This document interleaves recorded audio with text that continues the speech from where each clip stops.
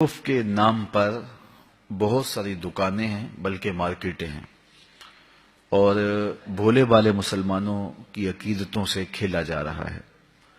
آئے روز کوئی نہ کوئی تماشا ہم دیکھتے ہیں اخبارات پہ، الیکٹرانک میڈیا پہ اور سوشل میڈیا پہ، اور نفس الامر میں بھی ہمارے گرد و پیش کے ماحول میں بھی ایسے واقعات رونما ہوتے ہیں۔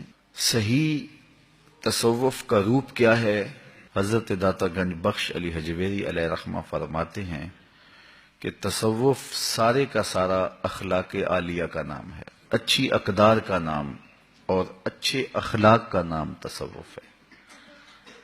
صوفیہ کو اللہ تعالی جل شانہ نے باطن کی جو صفائی نصیب کی ہوتی ہے، اس کا عملی اظہار ان کے کردار سے، ان کے اخلاق سے، ان کے رویے سے، ان کے طرز زندگی سے، ان کے انداز معاشرت سے ہوتا ہے۔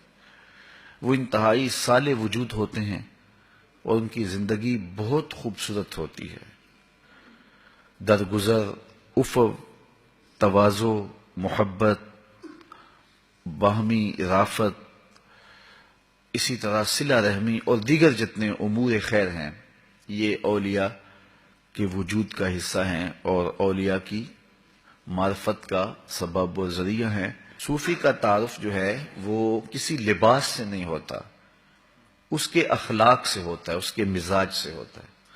کشف المعجوب میں حضرت داتا گنج بخش علی حجویری لکھتے ہیں، لیس التصوف رسوما ولا علوما، تصوف مختلف قسم کی رسموں کا نام نہیں ہے کہ اس رنگ کا پٹکا ہو اور اس طرح کا لباس ہو، وضع قطع اس طرح کی ہو، بال اتنے لمبے ہو، بولنے کا سٹائل یہ ہو تو وہ صوفی ہوگا، یہ نہیں ہے۔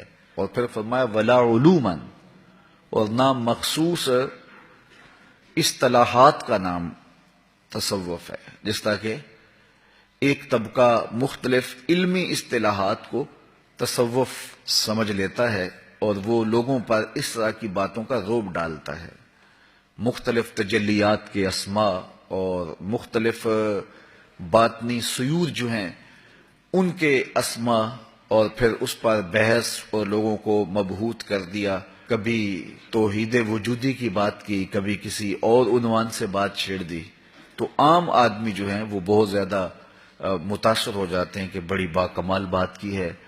تو یہ مختلف اصطلاحات کا نام بھی تصوف نہیں ہے، بلکہ یہ تو باطن کی صفائی کا نام ہے، یہ تو من کی پاکیزگی کا نام ہے، یہ تو اقدار عالیہ کا نام ہے، یہ تو اخلاق حسنہ کا نام ہے، یہ تو اندر کی نورانیت کا نام ہے۔ ایک اچھا انسان بن جانا اگر ایمان کی شرط کے ساتھ وہ اچھا ہے تو پھر وہ ایک اچھا صوفی ہے۔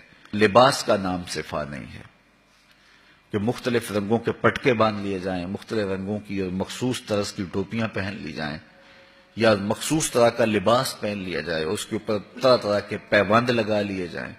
تو یہ پیوند لگانے سے یا پیوند نہ لگانے سے کوئی فرق نہیں پڑتا۔ شیخ سعدی فرماتے ہیں کہ اللہ کا بندہ بن جا، جو تیرے دل میں آتا ہے پہن، پھر تو شاہی لباس میں ہوگا تو پھر بھی تو صوفی ہوگا، لیکن اگر تو کاروباری ہے اور اگر تو گدڑی فقیروں والی پہنی ہوئی ہے تو اس گدڑی میں بھی فقیر نہیں ہے، کیونکہ فقیری کا تعلق لباس سے نہیں ہے، اس کا تعلق دل سے ہے۔ یہ جو صوفیاء ہمیں اشغال یا اوراد بتاتے ہیں، ان کا مقصود بھی یہی ہے کہ اس سے باطن کی اصلاح ہو، اندر کی غلاظتیں ختم ہو اور سینہ ستھرا ہو، پاکیزہ ہو اور پر نور ہو۔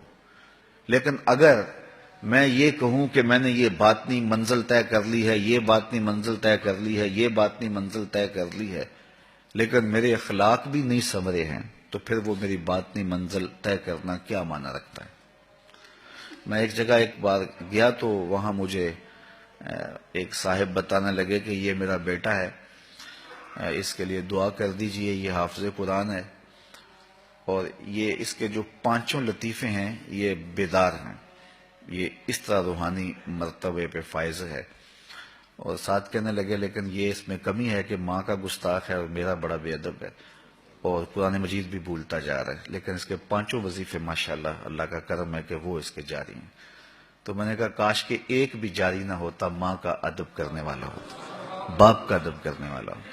تو کچھ لوگ ادھر دھیان لگ جاتے ہیں کہ شاید ان کے اجرا کا نام جو ہے وہ تصوف ہے. یہ اچھے اقدار اور اچھے اخلاق کا حاصل ہو جانا ہے شرط ایمان کے ساتھ.